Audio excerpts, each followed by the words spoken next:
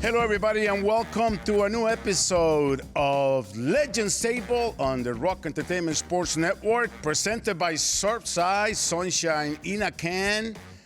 I am Rafa Hernandez-Brito, but I cannot do this alone. I am joined by Mr. Michael Campanella Russell. And Campy, we must be doing something good here. It's the third episode of Legends Table, and here we are. We're still you and I. Hey, Rafa, something is going well. There's no question about that. And to your point, this is our third show, man. That is huge. But more huge than that is we got a guy that wore the number 3 that's coming up at some point in time as well. Campy won't admit it, but I think he planned this a little bit. We are going to be joined today by a Cavaliers legend, Yes. Mr. Elmore Smith, known, obviously, like Campy said, by his number 3, the original shot blocker, and also a man that knows a little bit about barbecue sauce. We're going to be talking to him about that. We're going to talk a little bit about the Cavaliers, who this past week saw their winning streak come to an end. Yeah. But, oh, my God, we lost one game in the month of March, and since February, 4th that they Yep. lost for the first time? Exactly. But, one thing about this Cavalier team, they continue to play beautiful basketball. They continue to play for each other. They continue to play for the city and for the state. I mean, they're just playing outstanding basketball. Yes, it was a little disappointing in losing that game last night. But beyond that, this team is still going in the right path. They're still at the right level. They just have to continue to do what they've been doing all year long. And that is trusting in each other, trusting in Coach Atkinson and the rest of the guys. And if they do that, we'll be in good shape. Well, they're going to need to trust each other as they embark on the second West Coast trip of the season. The regular season is coming to an end. The season we all want to watch is about to start. And if we don't get shot blocked when we come back on Legends Table, we're going to be joined by the man who I think is overshadowed because of all the big guys that he play around. But we're going to talk to Elmore Smith when we come back on Legends Table, presented by Surfside. 3.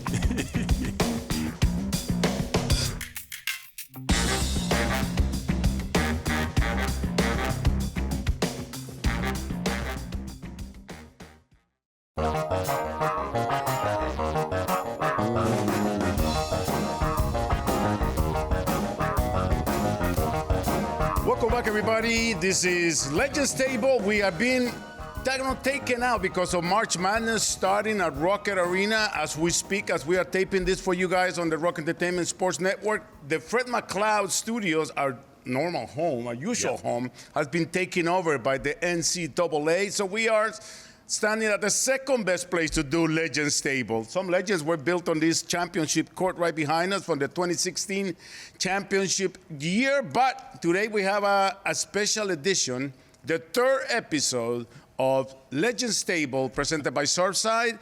We are joined by number 3 himself. I actually thought that was his name until Campy said why he calls him 3. Mr. Elmore Smith from Macon, Georgia. When you ask people, what's up with Macon, Georgia? Well, that's the home of Elmore Smith and Otis Redding. Can you sing like Otis or no? I used to. How are you? Welcome. No, not anymore. Not anymore, huh? Lost my voice when I was younger. Campy, one of your teammates? Well, he was one of my teammates and one of my favorite teammates. Matter of fact, when I look back on getting Elmore back here, coming to Cleveland, I think he came here and helped turn our entire team around. And what I mean by that is that allowed Jim Jones to play the big forward at that particular time. So, Mobley and those guys are not the first guys that are like that big, but we had Elmore Smith and Jim Jones, and I played the small forward position. We had Foots Walker and Austin Carr in the backcourt. That year, we had a great year because of the impact of Elmore, but more importantly, he allowed Bill Fitch to put Jim Jones at his natural position, which I thought it was, as the power forward. And I tell you, we played really good basketball that year, and eventually lost to the New York Knicks in the playoff series. But it was a big series, and Elmore Smith was a big part of that.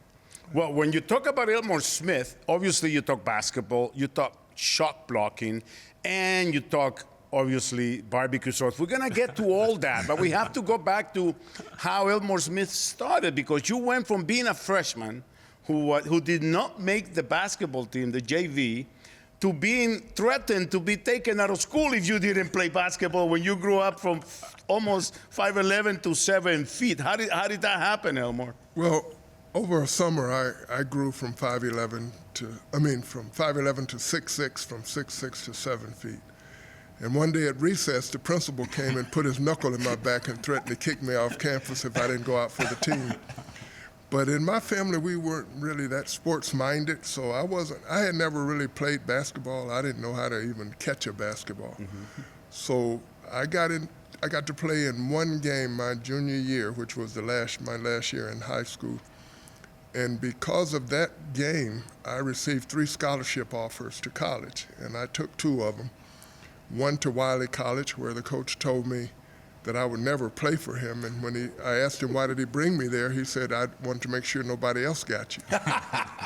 So when I went home for the Christmas break, Coach Mitchell at Kentucky State contacted my mother. And he knew what he was doing. and she convinced me to go to Kentucky State. And Coach Mitchell, one day in practice, I had to sit out because I had played that one year at Wiley College. Mm-hmm. So I had to sit out. But one day after my eligibility came around, Coach Mitchell came up to me and said, look, I'm going to have to take your scholarship because you've been here all this time and you don't know how to play. And I won't tell you what happened after that. But I went back to the dorm and slept it off, said a prayer, fell asleep, and the next morning I got up and worked out with the team and ran cross country and came in, and the coach told the starting center, he said, switch your jersey over, I want to put you on the second team. I want Elmore on the first team. I didn't have a clue as to why he wanted to do that. But we were running up and down the court, and all of a sudden the coach yelled at him, the starting center. He said, come here, what's wrong with you? You're not getting any rebounds, and you ain't blocking you're not scoring any points. And everybody on the team stopped and looked at the coach, and they looked at me, and he said, Coach, he's not letting anybody score. And he ain't letting nobody get any rebounds. And from that point on, I started playing, but it's still amazing to me because the game of basketball, if you do your assignment, you do your job and really pay attention, it's amazing how things can work out. How simple it is. Yeah. And to that point, what you just mentioned about how if you do your job, how easy it is, that's what he brought to us. His ability to shut down the middle, his ability to block shots, his ability to score the ball. And there's one thing about Elmore when he played is that, hey, I'm not going to do all this shot blocking and rebounding if I don't touch this ball. So we always made sure that he had the opportunity to score the basketball as well because he could be a force in that middle, and he really propelled us to a whole different level, again, because of the movement of Elmore Smith to the center position and allowing Jim Jones to play that power forward position. But you mentioned, Elmore, that you in basketball have to want to do the job and do your assignment, but you got to love that part of doing it, like every day and the way you guys beat your body up. So at what point did you discover that you had this love for basketball, and what did getting drafted in the number 3 spot did to that love for the game? And at what point do you see you had a career and a future in the game of basketball, since you say you really didn't even know how to catch the ball? Well, see, what you have to keep in mind is I was never a sports fan. And so things were happening around me that I really didn't understand. I mean, even now, they're writing a book about my life story. If you could hear some of the interviews of the guys that played ball with me, things that they say, I can picture it, but it's amazing to me how those things happen because we won 15 games the first year I started for Kentucky State. The next year we won an NAIA championship. And the next year we won an NAIA championship. And during that time, I was chosen to go try out for the Olympic team. And I hadn't paid any attention to the Olympic team, but I went anyway, and it just so happened Dr. J and I was on the same team. And after every practice, and I never could figure it out, but Time Magazine would send a van over to pick Dr. J and I up to take us to a private gym to play one-on-one. And I'll never forget, Dr. J actually thought I played guard in college, but I was mimicking him. And that's how I learned to play the game. I watched, because I remember first time I played against Wilt Chamberlain, there's another story behind this, but Wilt used to just try to go up and dunk, and I just respond. I didn't care who you were. My timing was at a point where I knew when to stop you from doing what you wanted to do. And Wilt used to get mad because I wouldn't let him turn the ball over to dunk. And he told me one time, he says, "Don't do that again." And I just looked at him. And for some reason, I was watching something else, and he got the ball and went up and dunked the ball, and the air from the ball blew my afro to the side. So I said, "Hey, I know what you mean." But after that, I mean, the game of basketball, my focus was protecting the basket. Mm-hmm. And I had the ability to watch guys out front, and I could tell when their focus was getting to the basket. And I would sometimes turn my back to make them think I wasn't paying attention. And they would get so close, and then I could turn and I'd just jump up in the air, and I would catch them as they were going up for the shot because they didn't know where I was. And it takes Austin to tell you that story. But I enjoyed playing my position because my goal was to make the other guys look good.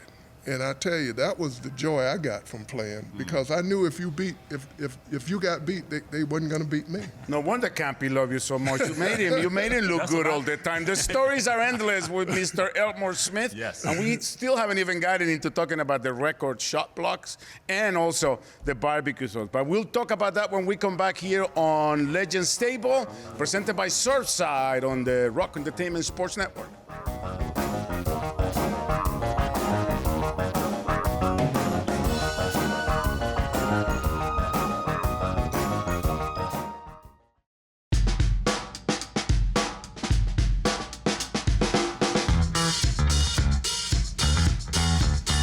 Welcome back, everybody, to Legends Table on the Rock Entertainment Sports Network from Rocket Arena. Here we are, Rafa, Michael Campanella, and Mr. Elmore Smith, who still holds records that he got back in the 70s. It sounds like a long time ago, but it's really not. But you were playing in an era, Elmore, when at first the shot blocks wasn't even a stat. Right. Then it became a stat after. I always think that your career and your ability to block shots is kind of overshadowed because of those big names or big guys that you play in that era with. But is that something that you mentioned you wanted to protect the basket, but you come in with a mentality of you don't care about scoring, you want shot blocks, or it was just what you had to do? In college, I played with a guy by the name of Travis Grant. Uh-huh. Yes. Who got drafted also, no, to the NBA? Yeah, to the Lakers. And I watched Travis when I was injured. I sat and watched him score 75 points in a game. Wow. And only 5 of those were layups. And he shot, I think, 74%. So my rebounding, and I averaged 26 rebounds a game, I think, 20-something. Wow. But I enjoyed rebounding just so that I could get the ball so I could watch him shoot. Mm-hmm. And Jerry West and I were playing in one game against Chicago. Jerry was recovering from an injury, and Chicago was killing us. And Jerry hadn't played in quite some time. He got off the bench and called timeout. And he says, "E, if you get the rebounds, I'll score the points." And I'm going to tell you, other than Travis, I never saw anybody shoot like that. He was like a gunslinger, shooting from half court. So I got all the rebounds, and he scored the points. We came back and beat Chicago. And I like, if I'm getting a rebound, that means the other team is not scoring. Yeah. So to keep them from scoring, I have to block the shots and protect the basket. And I enjoyed doing that. I never really gave it much thought. When I set the record, 17 block shots, I think those guys thought I was joking. You know, they didn't take me serious. And they just kept coming. And I remember one player running down the court with me. He said, "Boy, you really having a ball tonight." I said, "What do you mean?" He said, "Man, you ain't letting nobody score." I said, "Is that right?" But I was blocking the shots, and Gail Goodrich was waiting at half court to get the ball because he scored like, 40-something points that night.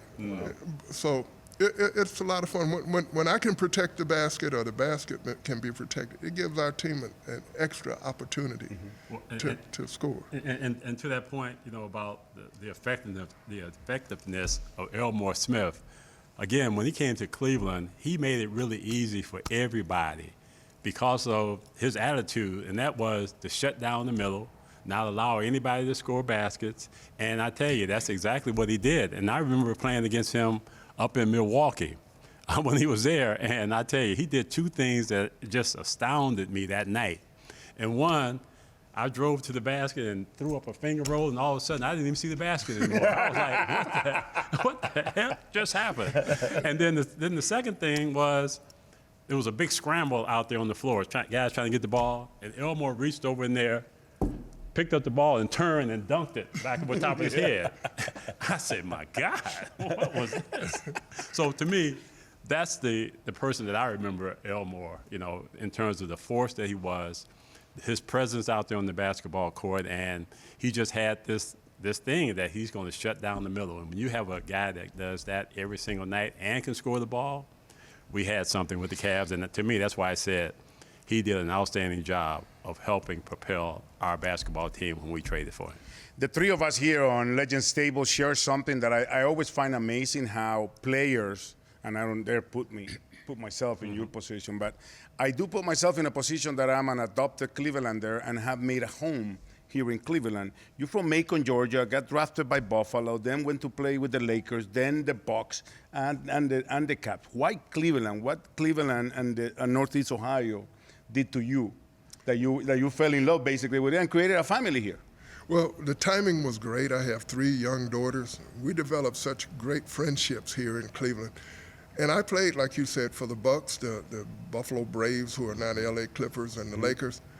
I think Cleveland have the most loyal fans of all the fans that I played, cities that I played in. And even to this day, when I'm out grocery shopping or what have you, people come up to me and we talk just like they've known me all their lives. Cleveland is more like home than my home, because it's like we all as a family grew up here. And we're glad you're here with us, because when we come back, we left a whole segment for you to tell us about how you went from shot blocker to barbecue sauce, man. And I think, I don't know, I would say you make better barbecue sauce than shot blocking. You tell us the verity when we come back with more of Legends Table on the Rock Entertainment Sports Network.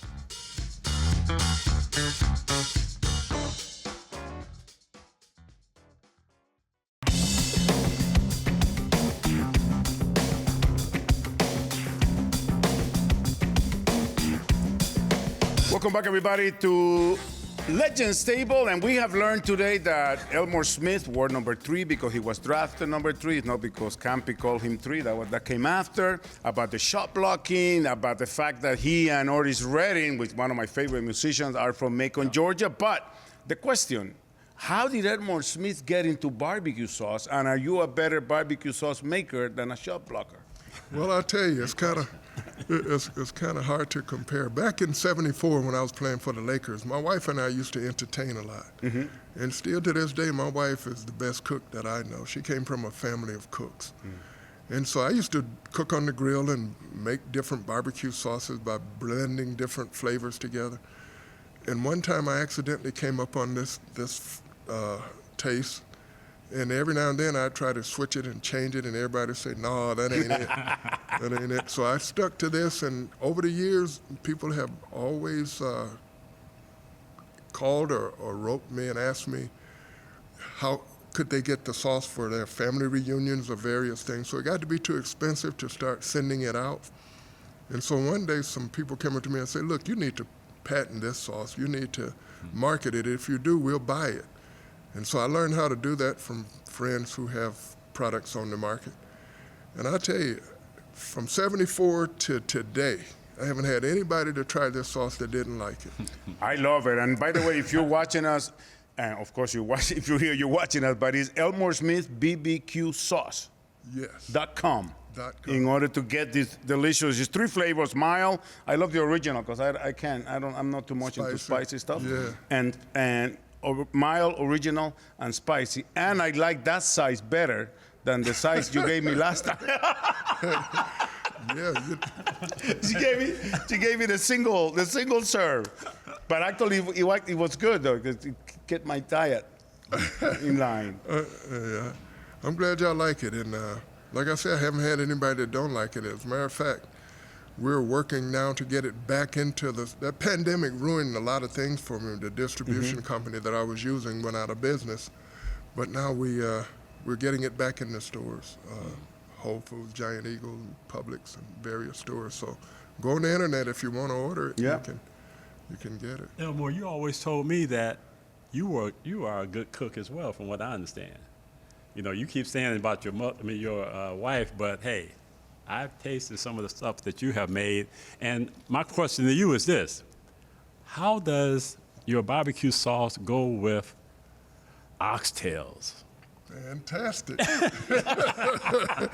Fantastic, yeah. So how would you go back cooking these oxtails with your sauce then? Well, see, that's the secret. Oh, okay. My wife cooks the oxtails and I provide the sauce. So she keeps you out of the kitchen. That's then. right. Okay. It's the perfect combination. You always got to try it. Try it. Elmore Smith's BBQSauce.com if you want to try this delicious. Try the original, but if you like spicy, the spicy is actually, my wife says, is actually really good. Mr. Tres. Mr. Tree, thank you for joining us here in this edition of Legends Table. We are going to continue to see you here and host you on Legends Corner on home games. Mr. Campanella Russell, thank you for joining us. Everybody, thank you for tuning in to Rock Entertainment Sports Network for another episode of Legends Table, presented by Surfside. 100 calories, no bubbles, sunshine in a can. Bye-bye.